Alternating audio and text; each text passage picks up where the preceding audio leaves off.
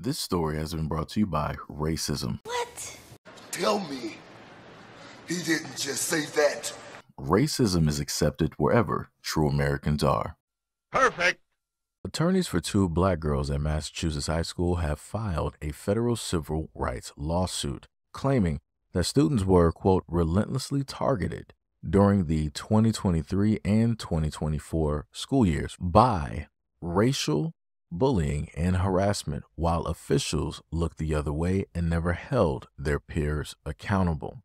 The complaint calls for a federal investigation into the racially hostile and unsafe environment at Millbury Memorial Junior Senior High School, where only 4.7% of the student body identifies as black.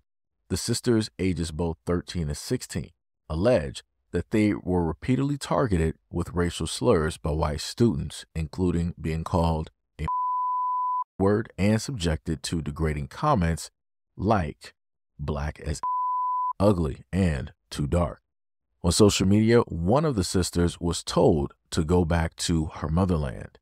The complaint states that Millbury school officials painted the sisters as dangerous liars and aggressors in every disciplinary matter, thereby perpetuating a pattern of disproportionately punishing students of color. In the incident where the police were called, school officials ignored the girls' nonviolent history and the absence of any injuries to other students. Additionally, the same girl allegedly faced punishment for tearing up a piece of paper with the word written on it, which had been given to her by the white student.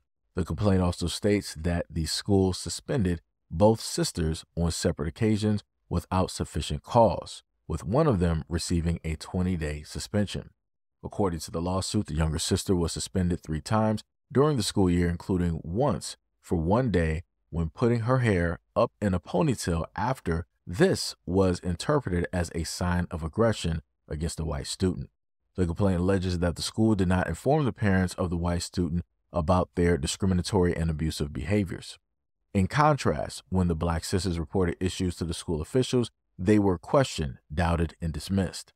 Marina Albert, the attorney leading the case, stated, instead of the school protecting the sisters against this racial harassment, what the school did was they relied on racist and harmful stereotypes about black girls. The complaint states that during the 2022 through 2023 school year, black students at Millbury Memorial were nearly 4 times more likely to receive an out-of-school suspension compared to white students, with attorneys citing school-specific disciplinary data maintained by the State Department of Elementary and Secondary Education.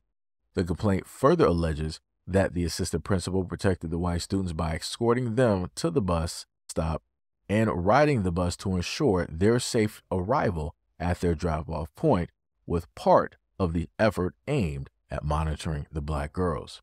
Lawyers for civil rights, which filed the legal action with the United States Department of Education on behalf of Trusa Vilvar and her daughters, released a statement accusing school officials of letting deplorable behavior by its students to spiral out of control. The girls bravely reported these incidences, and their mother consistently communicated concerns to school officials, yet school officials took no meaningful action to root out racism and hold racist perpetrators accountable. Vilvar also issued a statement calling the alleged inaction by the school officials inexcusable. Quote, the unbearable racial bullying my children have suffered, coupled with the lack of accountability by the Millbury School District, must be addressed. Those responsible, those held accountable, and policies must change to ensure the safety of not only my children, but all students in the district. Millbury School Superintendent Greg Myers issued a statement addressing the explosive allegations, stating, quote, I can say that we take such allegations very seriously and address them in accordance with our Title IV procedures. Myers also added, quote, we welcome a comprehensive review of our practices and procedures to ensure that our schools are respectful and supportive of all students. Our goal is to cultivate a community where every student is valued and has the opportunity to thrive. We look forward to working with the Office of Civil Rights to resolve each of these allegations. In case, the latest in the series of complaints against several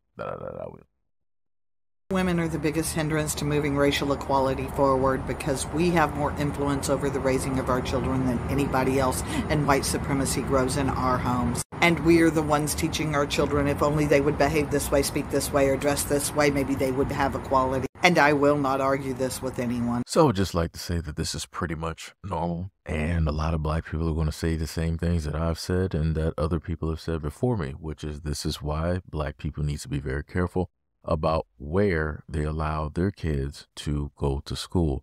When you put these kids directly in these systems, inevitably something like this sooner or later is going to happen, especially when the black side or the population of the school is 4.7%. That's ridiculous. They don't have anybody to turn to, nobody to look at. They don't have anybody that is an identifiable black adult, either male or female, that they can go to with their problems dealing with racism, systemic racism, or what have you, directly in these schools. They have nobody. So they had to deal with the faculty that was there, that is more than likely Caucasian, the same as the student body, and they were left with no resources. They were left in a problematic situation, of which they did not create. But yet, the school system decided to dictate that the girls, the two black girls, are the problem. They decided to listen to a Caucasian female student who stated that, oh yeah, the black female student, I just said one thing to her and she put her hair, she tied it directly up. She was gonna try to fight me. They were probably gonna try to jump me, right? Doing the whole thing of the lies.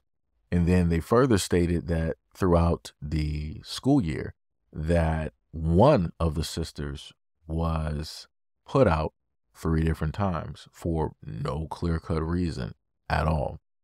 Again, there is a problem here, but people aren't going to specifically look at or towards that problem. They're going to blame somebody else for that problem. So, no, the students aren't racist. The real racists are actually the black sisters for bringing up race in general, because nobody else would have brought it up or even knew that they were black if they didn't identify themselves or state that they were black.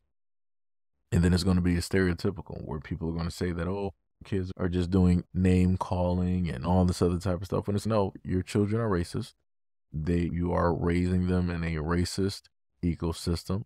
You are allowing them to do this and portray this type of ignorance outwardly, verbally, because it's not being corrected at home, which means it's not going to be corrected in the schools, which means that it's not going to be corrected in the community, which then means that the school system is not going to care at all either. This is why you have the parents going directly towards a lawsuit, because the mother has stated that she has come directly to them, and the students have stated that they have come directly to whatever people that are there, and nothing has been done, even to the fact of the same individuals that were bullying or picking directly on the girls. They were, in a sense, put on the school bus, and you had a higher up, right, a principal, superintendent, whoever, get on the bus just to make sure that the students, the Caucasian students, were going to be safe and sound as they arrived to their destination. If that doesn't scream favoritism, nepotism, or any type of racism, I don't know what to tell you.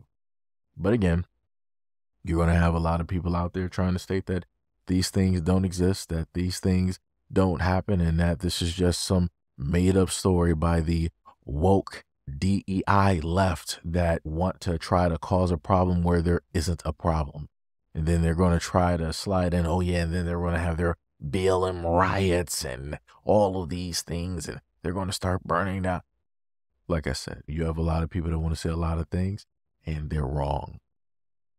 It's just the fact that a lot of people don't want to face the problem. They don't want to face the issue. And the fact of the matter is that the issue is them. The issue is the raising of their kids. The issue is the fact that the school system is racist. The community is racist. The parents are racist.